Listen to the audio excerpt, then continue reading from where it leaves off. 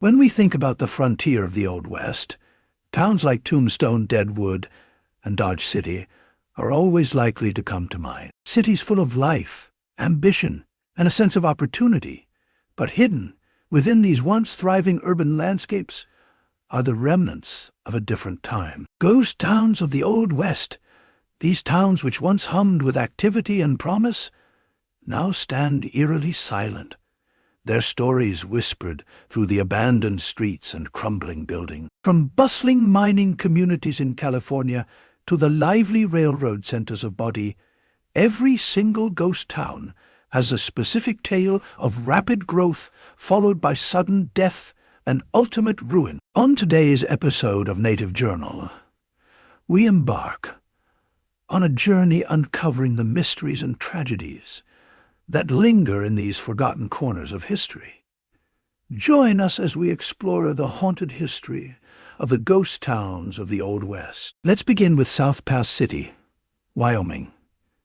South Pass City in Wyoming stands as one of the most iconic ghost towns in the state, a true relic of the Old West. Located about 10 miles north on the Oregon Trail, this historic site was once a thriving gold mining hub. Founded in the summer of 1867 by a group of Mormon prospectors who discovered gold in the Wind River Mountains, South Pass City lies in a small valley along Willow Creek near the southeastern end of the mountains. Though gold traces had been found in Sweetwater Creek as early as 1842, the area was predominantly occupied by the Arapaho, Cheyenne, and Sioux tribes, who fiercely defended their land from intruders. Miners had to be vigilant for Native American attacks until U.S. troops arrived in 1866 to provide some protection, despite the region's limited ore supply. The discovery of significant gold at the future site of the Carissa mine drew a rush of miners and their families. By 1868, it had grown to more than 250 buildings, housing a population of around 1,000, with hundreds of mining claims staked. South Pass City became the first of 3 mining camps in the Sweetwater Mining District, followed by Miners, Delight, and Atlantic City. In 1870, Fort Stamble was established to provide ongoing military protection for the settlers and miners. The town's main street was bustling with activity, stretching half a mile. It featured numerous saloons, restaurants, general stores, doctors' offices, a bowling alley, and other businesses. At its peak, the mining district supported up to 3,000 people. Newspapers and prospectors seeking investors often exaggerated the gold reserves in the area to encourage more settlement. This old city held enough significance that it became the county seat of Carter County, later renamed Sweetwater after being incorporated into Wyoming Territory in 1869. The town retained this status until 1873. South Pass City played a notable role in history when William Bright, a local miner and saloon owner, introduced the first women's suffrage bill in Wyoming's first territorial legislature. After the bill passed in December 1869, Wyoming became the first state to grant women the right to vote. Just 3 months later, Esther Hobart Morris, a resident of South Pass City, became the first female public official in the United States when she was appointed Justice of the Peace in February 1870. During her 8-month tenure, she presided over 27 cases. Although the town experienced several mining booms in the following decades, they were short-lived. The residents adapted by turning to livestock, logging, and small-scale industries. Eventually, South Pass City was abandoned and became a ghost town. By 1949, the last of the original pioneer families had left, and the buildings fell into disrepair. In 1966, the state of Wyoming purchased the abandoned town site as a gift to its residents for its 75th anniversary.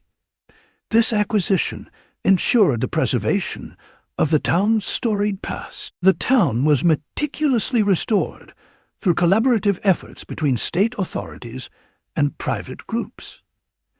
Today, 23. Original buildings house, approximately 30,000 artifacts, most unique to the historic village. While only a handful of people live in South Pass City year-round, the town comes alive each summer with thousands of tourists. Visitors can explore this authentic slice of the American West, with volunteers available to answer questions and guide tours. Access to the historic site requires a modest fee, and walking tour guides are also on hand to enhance the experience. Ruby, Arizona. Ruby, Arizona is a well-preserved ghost town, about 70 miles southeast of Tucson, close to the Mexican border in the Coronado National Forest. This former mining camp, once a bustling hub of activity, offers a fascinating glimpse into the past. Ruby's story began with its establishment as a mining camp. Still, it gained notoriety in the early 1920s due to a series of brutal double murders. Despite these grim events, the town continued to prosper for several decades before being abandoned in 1941. After its residents left, Ruby was closed off by private owners, making it inaccessible to the general public. In the late 1960s, the town saw a brief resurgence as hippies took over. The Ruby Mines Restoration Project now manages the town, allowing visitors to explore its history for a fee during designated hours. Among the remaining structures are a schoolhouse and a jailhouse, which are silent witnesses to Ruby's storied past. The town's remote location, active border patrol operations, and a large colony of Mexican free-tailed bats deter many casual tourists. However, for those interested in historic preservation and ghost towns, Ruby is a treasure worth the effort. The town's isolation and preserved state make it an ideal destination for history buffs and adventurous photographers.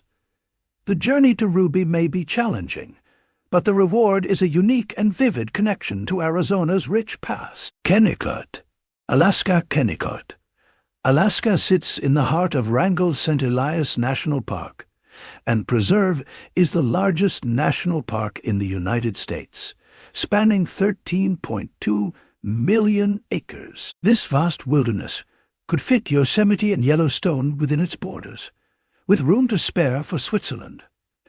Prominent copper reserves in the area led mining magnates to establish Kennecott in the early 20th century. At its peak, up to 600 workers lived and worked in the town's 76 buildings. The 14-story timber frame Red Mill is the most iconic structure, set against a stunning mountain backdrop. The town flourished until the copper resources were depleted in 1938. Despite the hard labor, Kennecott's close-knit community found time for recreation. The town boasted a recreation center that hosted dances and movies, and even had an ice skating rink. Today, reaching Kennecott requires a 59-mile drive on a gravel road. Visitors can take a history tour led by a park ranger from the Kennecott Visitor Center, or simply wander the town's streets. You will have to book a 2-hour tour with St. Elias Alpine Guides, a private operator, to enter the mill. Kennecott is a remarkable piece of history, offering a glimpse into the past within the breathtaking expanse of Alaska's largest national park. Rhyolite, Nevada, Beto. Rhyolite, Nevada is a fascinating ghost town situated in the Bullfrog Hills, approximately 120 miles north of Las Vegas, and a short distance from the eastern entrance to Death Valley National Park. This community's history is marked by a remarkably brief boom and bust period. The discovery of gold in 1906 sparked a rush that attracted the interest of steel magnate Charles M. Schwab. Distinct from the financial services tycoon, Schwab poured substantial investments into the town, leading to the construction of a stock exchange, school, train station, opera house, and state-of-the-art indoor plumbing and electrical systems. However, a series of financial difficulties contributed to the abandonment of Rhyolite by 1920, with the power company physically switching off the lights and sealing the town's fate. Visitors to Rhyolite can explore the picturesque remnants of this once thriving town. The skeletal remains of a 3-story bank, the old jail, and Tom Kelly's bottle house, an extraordinary structure built from thousands of beer and whiskey bottles, still stand. The bottle house was notably reconstructed by filmmakers for the largely forgotten 1925 silent film, The Airmail. Moreover, at the southern end of Rhyolite, the Goldwell Open Air Museum showcases 7 colossal outdoor sculptures created by a group of Belgian artists, adding a modern artistic touch to the historic landscape. Bodie, California, perched high in the Sierra Nevada range, northeast of Yosemite National Park, presents a scene as if its inhabitants were whisked away by extraterrestrials in droves. Peering through the windows of its roughly 100 remaining structures, one could find a haunting tableau where it seems everyone simply vanished. These buildings are homes, lodges, a general store, a church, and a particularly eerie funeral parlor. Tables remain set for supper. Shelves are stocked with goods, and poker chips lie near roulette wheels, all beneath more than a century's dust accumulation. The reality unfolded as such. In the early 20th century, mining prospects waned following a peak in the 1870s. Due to Bodie's extreme isolation, accessible only via a 3-mile dirt road in summer and buried under several feet of snow in winter, residents opted to abandon possessions rather than haul them to new homes. Bodie sits at a lofty 8,375 feet above sea level. Spanning 500 acres, this preserved time capsule is meticulously maintained by California's state park system in a poignant state of arrested decay, as detailed on its official website. Local lore whispers of ghostly presences haunting the site, and tales warn that those who remove relics may face an enduring curse. Bannock, Montana, in southwest Montana, flourished in 1862 when gold was discovered nearby at Grasshopper Creek. The town briefly served as the territory's first capital until gold seekers moved the government seat to Virginia City during a subsequent rush. During its peak, Bannock gained notoriety when vigilantes executed Sheriff Henry Plummer for allegedly leading a gang of robbers known as the Innocents, a claim disputed by many. Today, legends say that Plummer, his cohorts, and their victims haunt the well-preserved Hotel Meade, the jail, the schoolhouse, and about 60 other structures. Tourists can explore these sites independently or join guided tours in the summer. The streets come alive during July's Bannock Days with shootout reenactments, horse-drawn wagon rides, and other Wild West-themed activities. Thurber, Texas, stands out among many ghost towns in the West due to its unique history. Founded in the late 1800s as a coal mining town, Thurber was owned and operated by a firm that supplied crucial fuel to the expanding railroad industry of that era. Alongside coal, Thurber thrived in brick production using natural shale, establishing itself as a powerhouse in brick manufacturing. However, Thurber's decline began with the discovery of oil in Texas in the early 20th century, which shifted the state's economic focus away from coal. By 1933, the town was abandoned after the corporation moved out, despite enduring a destructive fire that destroyed much of its infrastructure. Today, remnants like the sturdy brick smokestack and the W.K. Gordon Center, which recounts the town's vibrant past, offers glimpses into its former glory. Visitors can even obtain a key to the cemetery entrance at the Smokestack Restaurant, allowing them to explore this century-old resting place. Goldfield, Arizona. Goldfield, Arizona, founded in 1893 amidst the allure of gold, has weathered a turbulent history marked by cycles of abandonment and revival.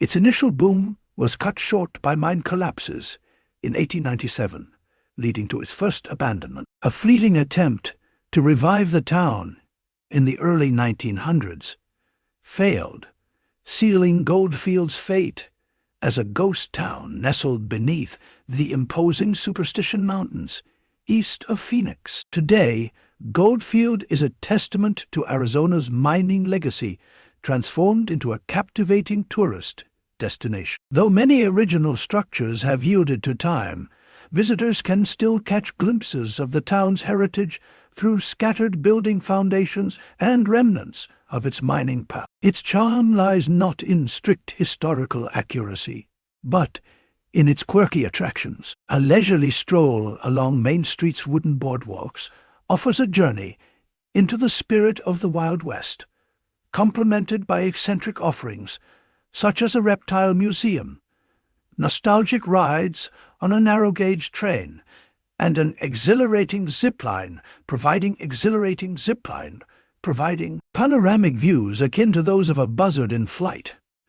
For those intrigued by Goldfield's colorful past, a guided tour of the bordello, led by costumed guides, provides insights for a nominal fee. Notably, visitors can witness a weekly outdoor spectacle, a staged gunfight between mock gunslingers wielding toy handguns, evoking the ethos of frontier justice. It's a scene that captures the essence of Goldfield's vibrant history, inviting travelers to relive the drama and excitement of Arizona's mining heyday in a setting that seamlessly blends history with entertainment.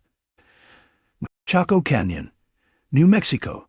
Chaco Culture National Historical Park, nestled in the high desert of northwest New Mexico, is the oldest site on this list, from around 800 AD. For about 300 years, Chaco culture served as a crucial center for ancestral Puebloan culture, playing roles in ceremonies, governance, and trade before Puebloan life shifted elsewhere. The Chacoans constructed impressive multi-story homes, public buildings, and circular ritual chambers using stone and earth. Their engineering feats included an intricate network of roadways connecting Chaco to neighboring settlements. Modern paved roads allow visitors to explore this ancient site. You can wander through the remnants of the city, hike trails like the Pueblo Alto Trail for a panoramic view of the abandoned city from the canyon rim, and stay late for spectacular stargazing in this designated international dark sky park. Calico, California Calico, situated in Southern California, presents a unique blend of history and entertainment, making it more of an amusement park than a traditional ghost town today. Originally established during the Silver Rush of the 1880s and 1890s in San Bernardino County, near the I-15 highway between Los Angeles and Las Vegas, Calico saw a bustling boomtown era. However, its current appearance owes much to Walter Knott, of Knott's Berry Farm fame, who purchased and revitalized the town in the 1950s. While some original structures like the bar, general store, and courthouse remain from their mining heyday, many others are replicas crafted to evoke a Wild West ambience for visitors. Highlights include exploring a historic mine, trying gold panning in a stream, and riding on a narrow-gauge railroad through the town's streets. Comparing Calico to Body, a more preserved ghost town in Northern California, reveals Calico's emphasis on quirky attractions, like the Tilted Mystery Shack, featuring an upward-facing water feature, which Bodie lacks. This blend of history and entertainment makes Calico a favored destination for those seeking a taste of the Old West with a twist. Terlingua, Texas Terlingua, located in southwest Texas, is a lively ghost town despite its abandonment following the bankruptcy of a quicksilver mining company in the 1940s. Today, it thrives with quirky tourism-driven businesses, making it an ideal hub for exploring the nearby Rio Grande and Big Bend National Park. Visitors can wander among the weathered remnants of stone homes and explore the unique one-acre cemetery adorned with rocky grottos and wooden crosses. The Terlingua Trading Company offers a delightful array of trinkets, while the Starlight Theater, once a movie palace, now hosts evenings of dining, drinks, and live music. For those seeking a unique overnight experience, Accommodations range from futuristic see-through bubbles to cozy Airstream trailers under the expansive desert sky. The Lingua's calendar highlights the annual chili cook-off, a tradition since 1967, drawing crowds of enthusiasts to celebrate and savor chili creations during the first weekend of November.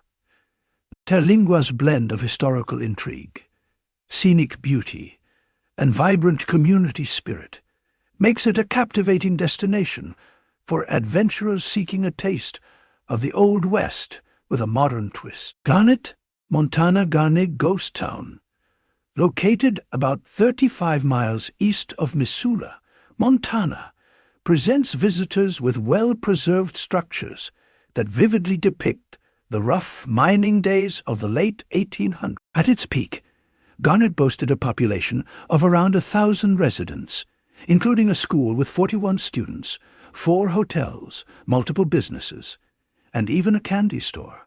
As mining declined and new opportunities arose elsewhere, Garnet gradually faded. By the end of World War II, it was left to the elements. You can explore remarkably intact remnants through Garnet's tranquil streets, such as the general store and hotel interiors. Ongoing preservation efforts ensure that many structures remain accessible, unlike some other ghost towns. After touring the town site, visitors can enjoy hiking on nearby trails, with kids having the option to embark on a treasure hunt, using lists from the visitor's center for added entertainment. St. Elmo, Colorado, like many towns in the American West, St. Elmo owes its existence to the railroad. This lifeline could also bring about its demise if service were to cease. Nestled in the Gunnison National Forest, west of Colorado Springs, St. Elmo thrived during the 1880s and 1890s gold and silver mining boom, boasting a population of around 2,000 people. However, the town's fortunes declined swiftly after the railroad stopped running in 1922, marking its rapid descent into a ghost town. A few wooden structures still stand today, including the general store where antiques and souvenirs are sold during the summer months. Visitors can experience the town's mining heritage by renting ATVs and exploring the former mine trails. In conclusion, exploring these ghost towns allows us to connect with a vanished frontier, where dreams were made and shattered amid the harsh realities of the Wild West. They stand as enduring symbols of America's pioneering spirit and the fleeting nature of human endeavor in unforgiving landscapes. Thanks for watching, and don't forget to leave us a thumbs up. Subscribe to our channel for more informative videos like this. See you in our next video.